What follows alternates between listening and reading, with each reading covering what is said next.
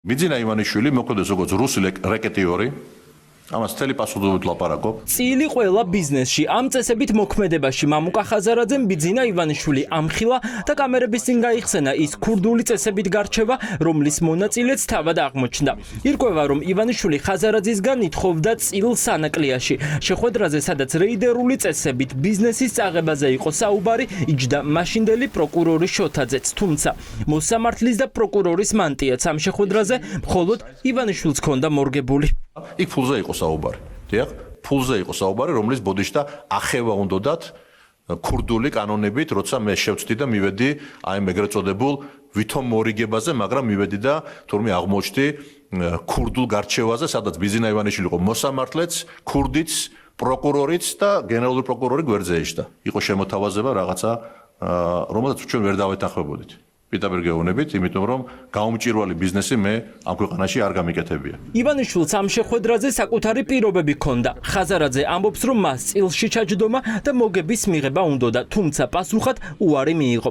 სწორედ ამის შემდეგ იწყება ხაზარაძის გაშავების კამპანია და სამართლებრივი დავის დაწყება მურუსიძის სასამართლოში. მე შემეძლო ნებისმიერ დროს გავრიგებოდი ბიძინა ივანიშვილს, ან თავი დამეხარა, ან მის სახელმწიფო რეკეტს დავმორჩილებოდი და რაღაცა ესე თქვა, პატივი მეცა, როგორც მან ერთხელ ტელევიზიაში თქვა, რომ ჩხარტიშვილმა პატივი მცა და ხაზარაძემ პატივი არ მცა, რუსული მეთოდებით.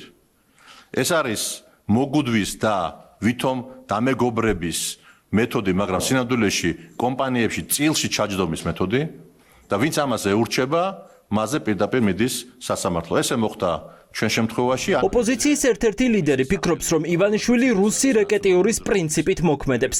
ოლიგარქის წილში ჩაჯდომის ტაქტიკა კი ასე მუშაობს. ჯერ გიმეგობრდება, შემდეგ კი თუ სასურველს ვერ მიიღებს, მიტაცებული სასამართლოს გზით გიპირისპირდება. ასე მოხდა გიორგი ბაჩიაშვილის შემთხვევაშიც, რომელმაც 11 წლიან პატიმრობას საუკუნის გაქცევით გაასწრო.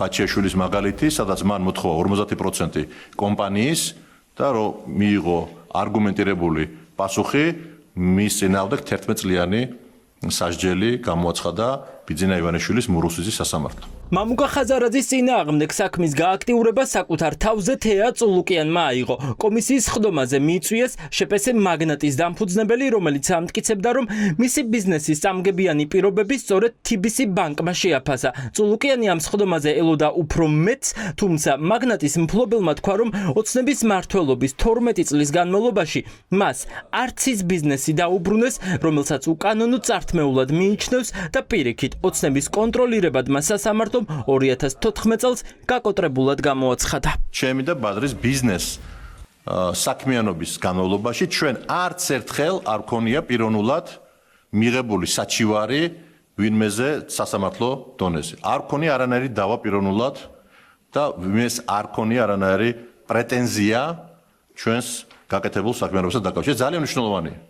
არც შევარდნაძის ხელისუფლების დროს, სააკაშვილის ხელისუფლების დროს, ესე თქვა, ჩვენ სამეწარმეო საქმიანობაზე კერძო პირებს ან კომპანიებს არანაირი პრეტენზია არ ქონია, თუმცა სააკაშვილის ხელისუფლების დროს მე გუშინას თქვი ეთერში, ჩვენზე იქნა სისხლისამართლის საქმე აღძრული. მამუკა ხაზარაძე დაკავებას არ გამორიცხავს, თუმცა ამბობს, რომ ეს შედეგს ივანიშვილს მაინც არ მისცემს. პარტიაში არის გეგმა, რა უნდა მოხდეს თუ ლიდერს დააკავებენ.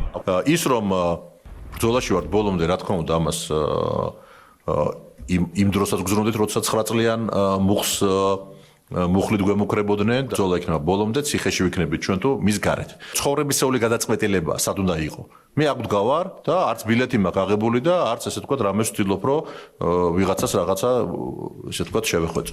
რეჟიმის შურისძიება 12 წლის შემდეგ მხოლოდ ახლა დაიწყო. კოალიციაში ემზადებიან ყველა სცენარისთვის. მამუკა ხაზარაძემ ჩვენება მაგისტრანტი მოსამართლის თანდასწრებით უკვე მისცა. ახლა ჯერი პროკურატურაზეა. არ არის გამორიცხული ოპოზიციის ერთ-ერთ ლიდერს გაბიტაშვილმა ბრალიც საუყენოს.